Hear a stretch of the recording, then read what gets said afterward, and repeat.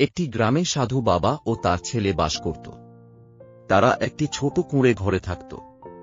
বাবা ছিলেন গ্রামের সম্মানিত ব্যক্তি, আর তার ছেলে ছিল খুবই দুষ্টু। একদিন ছেলে গ্রামের মন্দিরের পাশে খেলা করতে করতে একটা পুরনো ঝুলঝাড়িতে ঢুকে পড়ে। সেখানে সে কিছু অদ্ভুত শব্দ শুনতে পায়। হঠাৎ করে একটা ছোট ভূত তার সামনে এসে দাঁড়ায়। ভূতটি খুবই দুঃখী মুখে বলল, আমাকে সাহায্য করো, আমি এই ঝুলঝাড়ির মধ্যে বন্দী আছি বহু বছর ধরে। ছেলে ভূতের কাহিনী শুনে তার প্রতি মায়া হয়। সে ভূতটিকে সাহায্য করতে চায়, কিন্তু সে জানত না কিভাবে। তখন সে তার বাবার কাছে গিয়ে সবকিছু জানাল।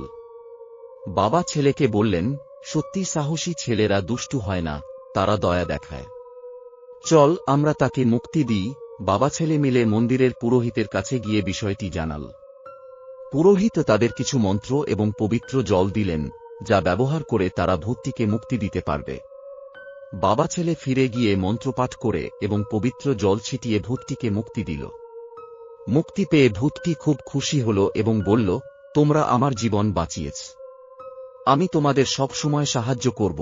এরপর থেকে সেই ভূতটি বাবা ও ছেলের প্রতি কৃতজ্ঞ থেকে তাদের সব কাজে সাহায্য করতে লাগল। গ্রামবাসীও তাদের সাহসিকতার কাহিনী শুনে তাদের আরও বেশি সম্মান করতে লাগল। এইভাবেই এক সাধু বাবা ও তার দুষ্টু ছেলের দয়া ও সাহসিকতার কাহিনী ভূতকে মুক্তি দিয়ে তাকে বন্ধুতে পরিণত করে।